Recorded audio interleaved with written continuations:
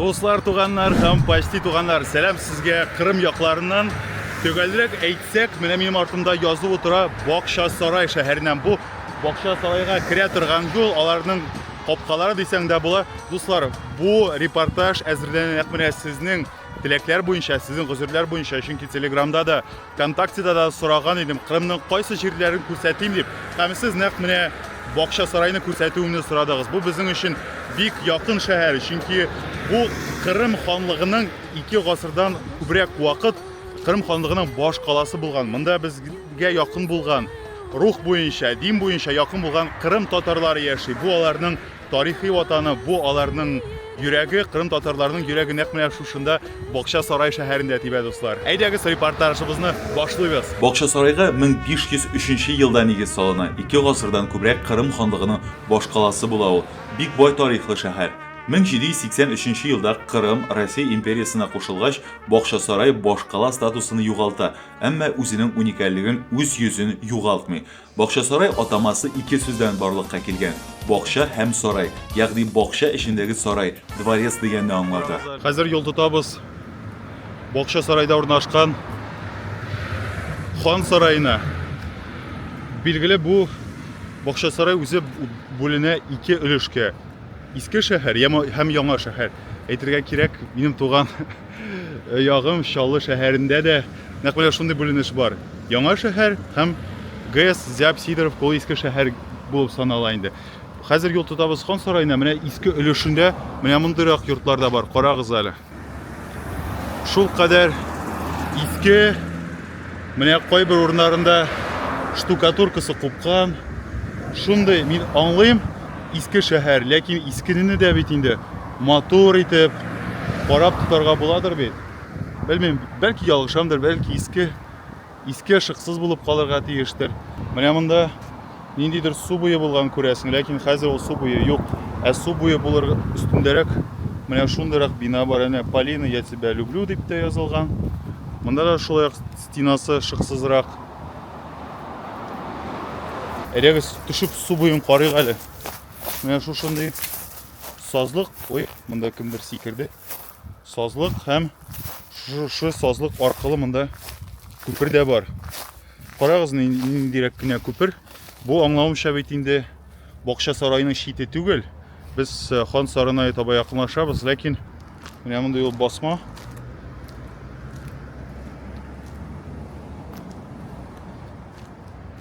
Тагын ниндидер йорт янына килдем. Әлбәттә, үсемлекләре матур, хәтта менә шушында роза да үсә. Бу басманы алсаң, безнең хәтта татар авылларында сулар аркылы, су буйлары аркылы салынган күперләр, басмалар күпкә матуррак. Алардан рәхәтләнеп атлап та йөрисе килә, аларга карап хозурланасы да килә, ләкин монда кирәк өчен генә салынган шикелле мондый басма. Бакча сарайда бара торгач, шундый бер кызык кына җиргә килеп эләктем. Бу бик тә охшаган Аладдин дигән хәтерлисезме әкият персонажын.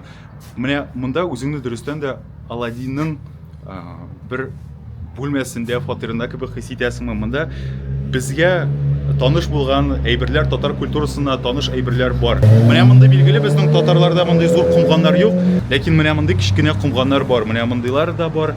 Менә бу әйбер минем игътибарымны аеруча җәлеп итте. Бакча сарайда черепица дигән әйберне беләсез бит? Түшәмнәрдә түшиләр икән, тышлыйлар черепица дигән әйбер белән. Ул инде заманында кулдан эшләнгән шундый үзенә күрә бер ювелир дәрәҗәдә башкарылган хезмәт булган, ягъни ул кулдан эшләнгән һәм ул эшне башкаручы кешеләр бик әз булган. Менә бу өлеше сакланып, карагыз, бу 18 гасырга карый торган черепица дип аңлаттылар шушы кибеттә. Һәм менә аңа төрле матур сурәтләр, бигрәк тә Бакча сарайның күренешләре сурәтләнгән менә мондый бизәкләр ясыйлар. Дөресен әйткәндә, шуларның берсен мин үземә өйгә сатып алдым. Бакча сарай шәһәр буенча йөри торгач килеп җиттек. Бик танылган шәхескә, төрки дөньяга билгеле кеше, ул да булса Исмәгыйль Гаспралы. Мин бер уңайдан сәлам юллыйсым килә татар теле һәм әдәбияты укытучысына. Мин Чаллыдагы Пушкин исемендәге 70 лицейны тәмамладым һәм без безнең татар теле һәм әдәбияты укытучысы Мәгъдәнова Әлфия Сәрвәр кызының дәресләрендә хәтерлим, шушы шәхесне без үтә идек һәм беләсезме ни өчен? Чөнки ул бөтен төрки дөньяга билгеле тәрҗемән газетасын нәшир иткән кеше. Бу татар теле дәресе белән генә миңа якын түгел. Мин бит инде үзем дә журналист булгач, матбугат белән бәйле булгач эшчәнлегем, шуңа күрә тәрҗемән газетасы. Мин үзем дә чөнки журфакка кергәч һәм журфакка кадәр гәҗитләрдә, журналларда чыныккан кеше һәм беренче курсларда һәм гомумән журфакта укыганда минем иң яраткан матбугатның төре ул да булса басма матбугат иде. Шуңа да Исмәгыйль Гаспралы менә шул яктан да бик зур роль уйнаган кеше татар матбугатының үсешенә. Исмәгыйль Гаспралы һәйкәленә караганда ни кызганыч күренеп тора, купкан өлешләре дә бар. Булай торышы бик яхшы түгел. Шуңа күрә Бакчасарай шәһәренең җитәкчелеге шушы һәйкәлгә бераз өстәмә игътибар күрсәтеп буяса, әлбәттә матуррак булыр иде.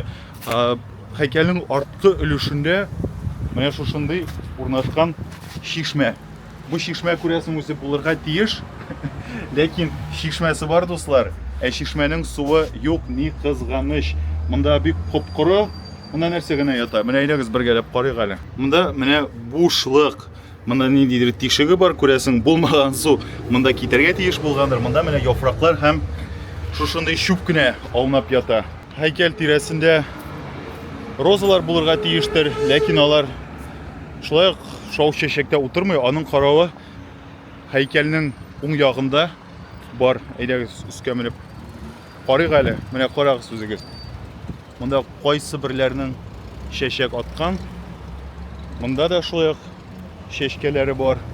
Мин сезгә Кырымның бик матур өлешен күрсәткән идем. Ул да булса Южный берег Крыма, Кырымның көньяк ул урнашкан диңгез буенда. Анда урнашкан безнең инде әйтченең репортажларыннан билгеле булган Ласточкино гнездо, Карлыгач оясы да, Ливадия сарайда, юкка гына инде патшалар шул тирәдә күрәсең үзләренең сарайларын курмаганнар.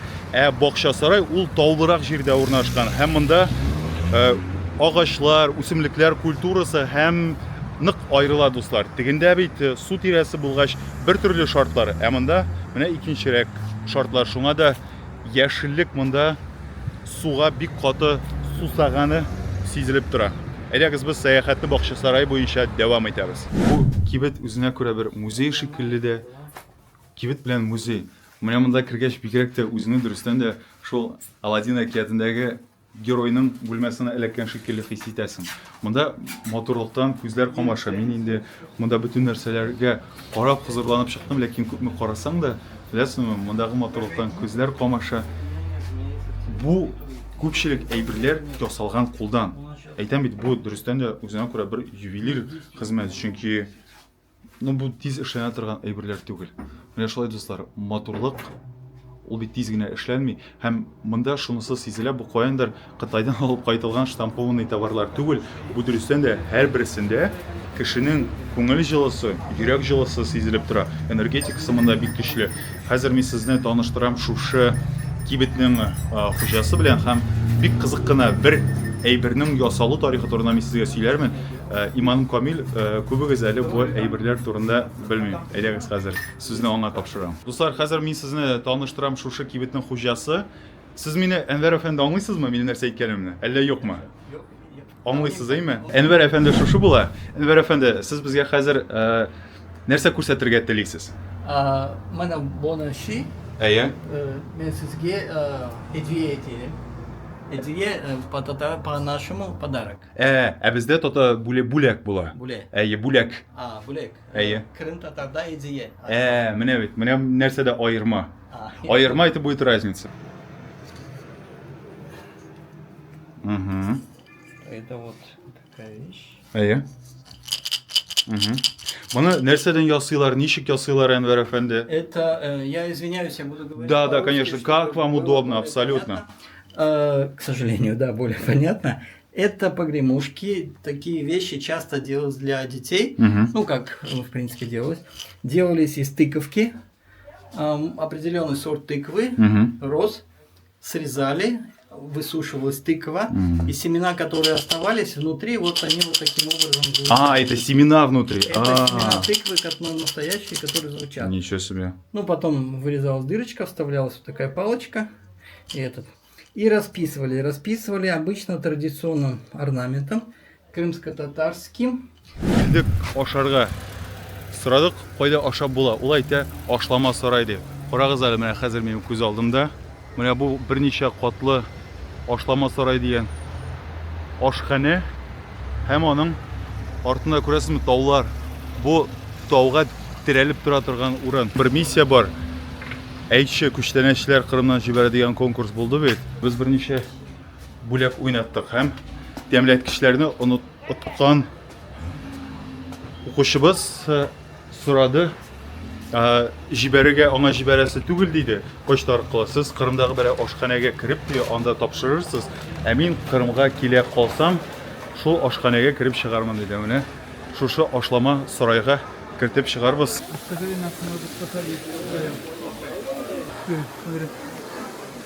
Да, очень атмосферно. Менә инде гүзәл күренешләр ачыла. Һәм монда күз алдыңда әнә тауның бер өлеше. Тау. Менә монда да ашлама сарайының менюсы шушы була. Бик матур логотипы да бар. Дөрестән дә ашлама сарай үзе, артында таулар. Китте салатлар. Летний, греческий, шакароп дигән, помидор, суган кызыл, чили, борщ. Розбифлар. Безгә әлбәттә кызыксындыра Кырым татар кухнясыннан ризыклар. Хәзер сайлар монда һәм сезгә нәрсә сайлаганымны күрсәтермен һәм тәмлеме юкмы икәнлеген дә сорармын. Тәмсез дип уйламыйм, чөнки үзегез күрәсез күпме кеше һәм нинди бишәт матур җирдә урнашкан. Мондый кафе тәмсез әзерли алмыйдыр ул. Шәһәр урамнарыннан барасың. Каршы якта таулар.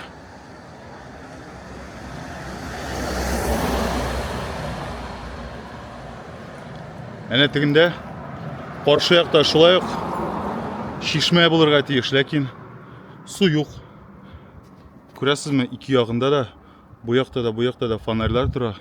Бик матур итеп ясаганнар. Ләкин су нишләптер күренми, акмый. Су белән бер проблема икән монда. Бүтүнләй сап-сары, күрәсезме? Мондагы ширәм көйүп беткән. Аңлашыла. Инде әйткәнемчә, климат аерыла. Кырым бит ул бик төрле. Южный берег Крыма менә Ливадия, Карлыгач сарае кебек биналар урнашкан җирдә анда яшеллек, анда җилләр дә башка төрле исә, анда бик уникаль климат, чөнки анда таудагын төшкән һава белән диңгездән килгән һава икесе бергә кушылып, шундый бик уникаль шартлар тудырыла. Ә менә монда бакча сарайда шу башка төрле буялар, башка төрлерәк һавасы да, яшеллек тә монда. Яшеллеккә монда кыенрак ЮБК белән, Южный берег Крыма белән чагыштырганда. Бакча сарайның иске өлешендә менә шушындыйрак та йортлар бар.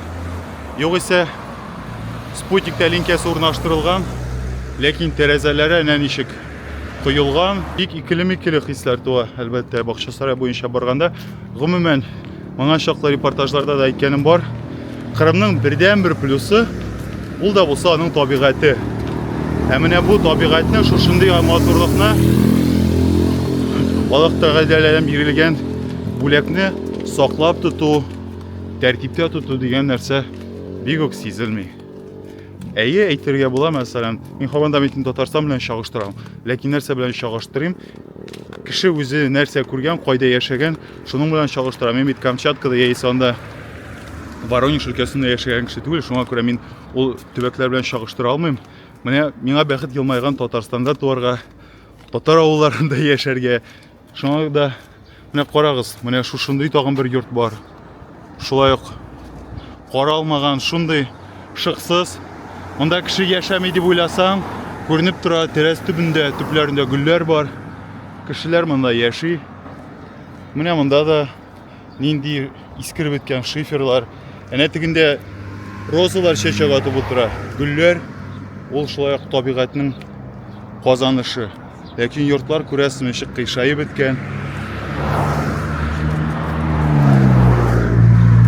Карагыз.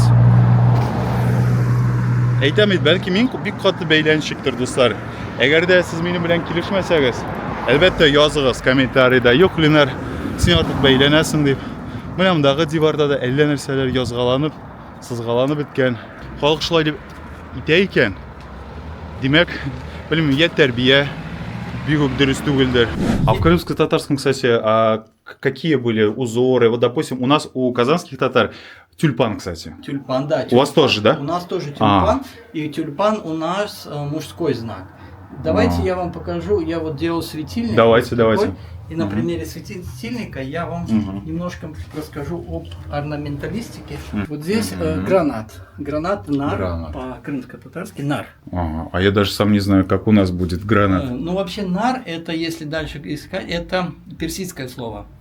И сам плод, и само название плода к нам пришло с персидского языка. Нар. Нар. А меня зовут Линар. Линар. Да, у меня же тоже есть нар. Ну, видимо, если с персидским как-то связывать, связано как-то с гранатом, да? Ну, Хотя, кстати, вот в мусульманском, в исламе говорят, что нежелательно давать людям имена, где есть частичка нар, якобы это означает огонь в исламе. И вот есть Гульнара, вот Гульнара, Эльнара. И у нас, кстати, вот татар очень... Цветок гульнар, цветок граната получается. Гульнар. А у нас, кстати, объясняет это якобы связано с огнем, типа тямух, адский огонь. И поэтому, кстати, у нас даже у татары вот гульнары частенько меняют имена в мечети. То есть им дают другие, они берут имена, якобы говорят, что вот имя имеет очень большое значение в жизни человека.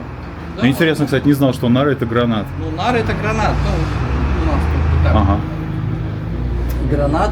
Единственное, что я тогда сразу скажу, я тут тогда только начинал, вообще изображать его нужно так, чтобы гранат смотрел вверх. Если цветочком вниз, ну гранат вообще и не только у крымских татар, но у крымских татар тоже символ плодородия.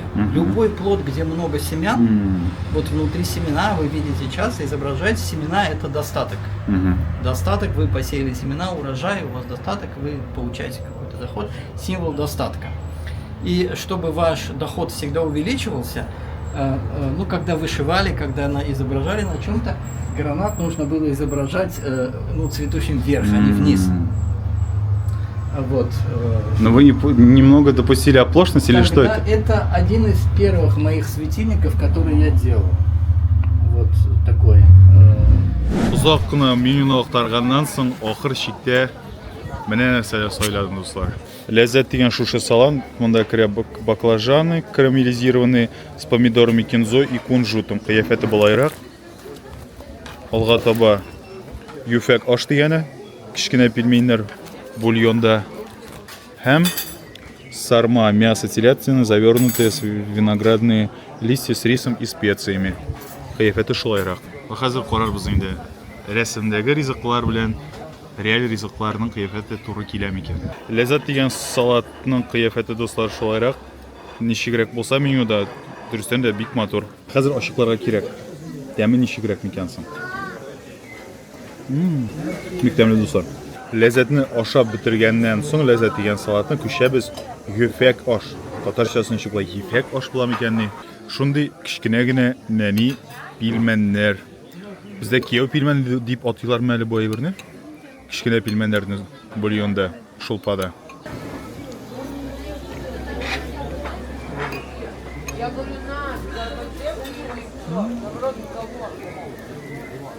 Җәмәгать бик тәмле.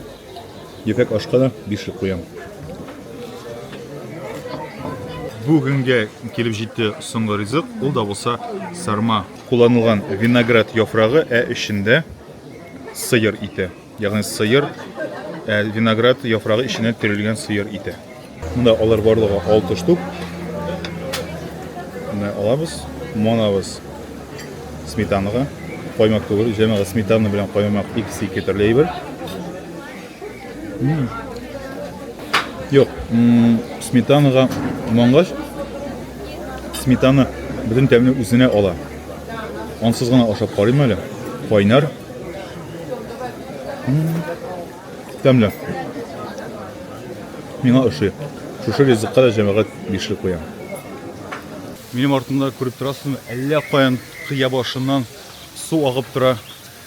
Инде мондагы кичке аш тәмам.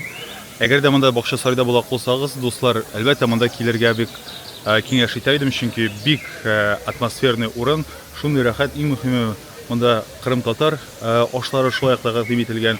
Кырым-татар егетләре, кызлары монда хезмәт күрсәтә һәм әлбәттә менә шушындый матурлыкка хозурланырга була. Безнең бит әле тагын бер бирим калды.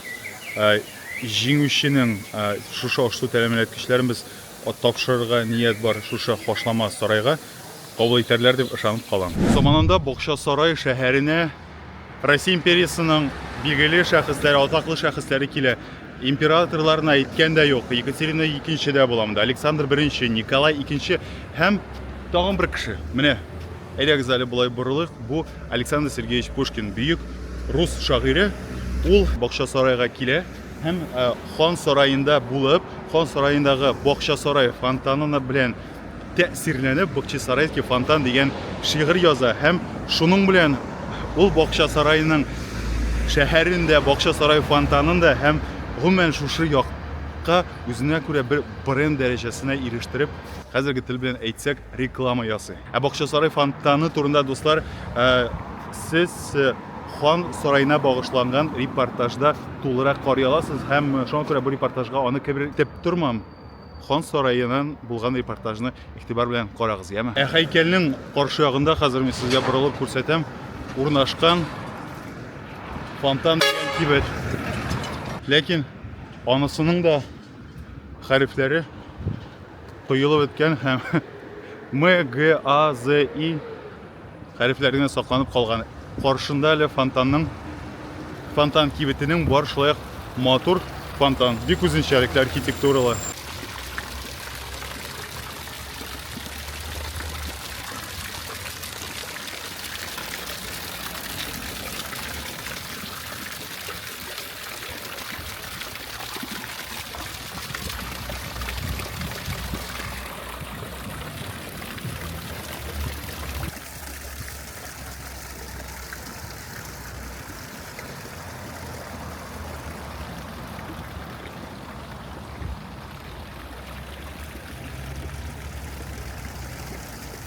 Вот с этой стороны это Бадем. Бадем.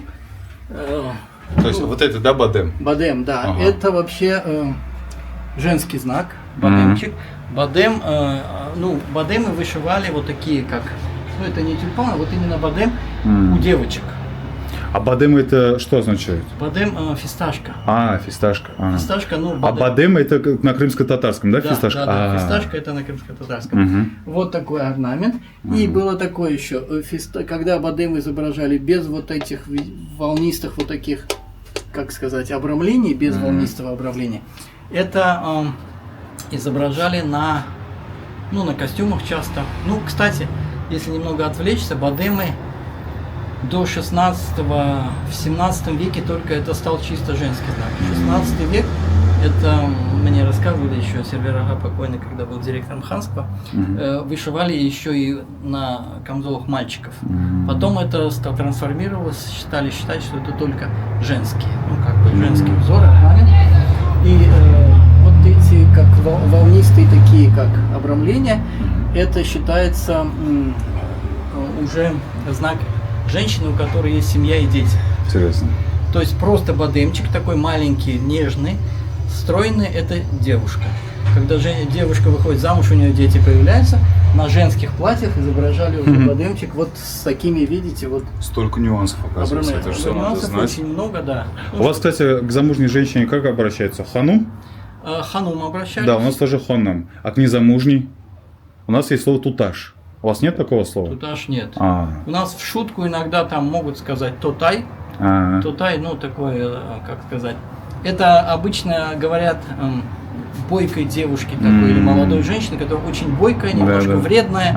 И вот с таким подковом могут сказать тотай, типа, ну интересно. Вот, будущая такая хозяйка. У меня шушынды бина. Мында теләсә кем керә ала. Теләсә кем теләсә нәрсә эшли ала. Шаккаткыч. Монда да шулайрак хәлләр. Менә бит. Дөрестән дә. Әллә нинди режим работы дип тә язылган. Телефон номерлары күрсәтелгән. Нәрсә булгандыр бу? Аңлашылмый. Аның каравы адресы бар. Ленин 39. Күрше бина шушылайрак. Моның ичмасам,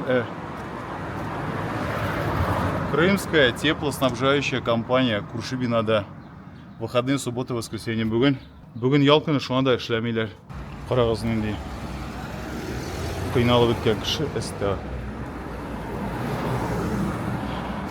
Без тарихи үзәктә моннан берничә метр хан сарае. Дөнья күләм билгеле урын. Заманда Кырым ханлыгының, Кырым ханнарының резиденциясе һәм якынлашкан сайын ул Кырым хан сараена бернинди яхшылык күрмим. Бүтән җирдә сызгаланган, бузгаланган урыннар. Инде килеп тә җитәбез бугай. Мужской знак, тоже как и может быть у вас, нет, вот тюльпан, вот такой. Он прям очень... Смотрите, а тут еще с краю это гранат, да, маленький? Гранатик, да, символ достатка. А. Ну, если рядом есть, тюльпан, гранатик, то есть, пожелание того, чтобы у мужчины был достаток, скажем так. Вот. Сейчас изображают тюльпанчик, когда он такой нежный, без, без вот этих всяких. Это мальчик. Вот это альмета называется, то, что наверху, это символ продолжения рода. То есть мальчик дает семя, мужчина дает семя, и род должен продолжаться.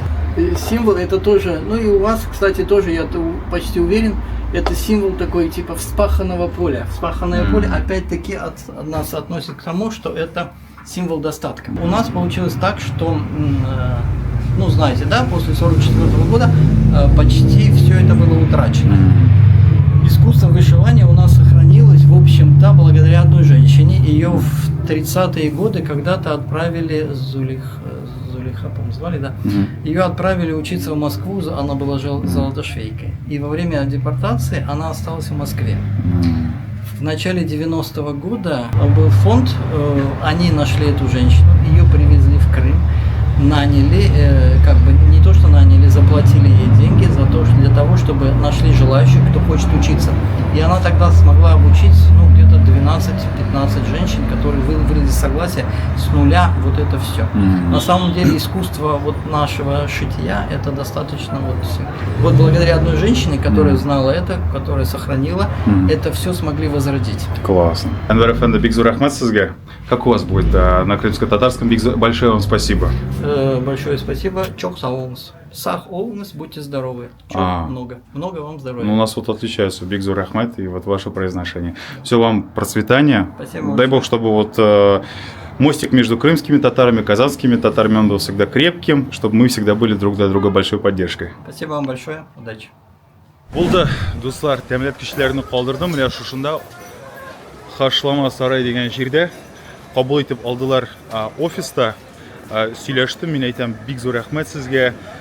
Бик тәмле ашатасыз, хезмәт күрсәтәсез. Беләсезме, минем белән сөйләшкән ханым, ул монда аңламыйча администратор, аның исеме Лимара булып чыкты. Ул минем исемне сөрмәй әйтә, минем исемем Ленар, аныкы Лимара. Мин әйтәм, ничек аваздаш икән безнең исемнәр. Фәнзия ханым, монда бакча сарайда була калсагыз, әлбәттә кирегез. Мин әйтәм, менә мин чын күңелдән бары тик мактау сүзләрен әйтә алам. Шушы ашхана турында.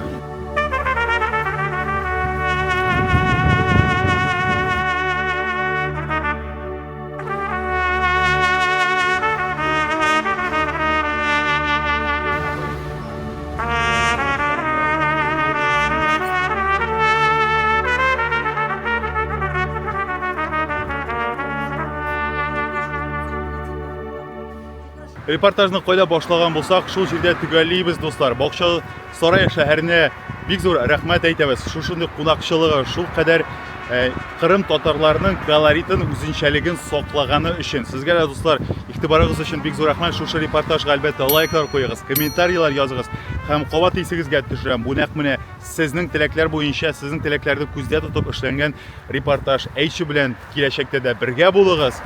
Бер-беребезгә менә шулай колак салып һәм бер-беребезне хуплап, куәтләп яшәргә язсын. Исәнлектә, саулыкта дуслар, күрешербез.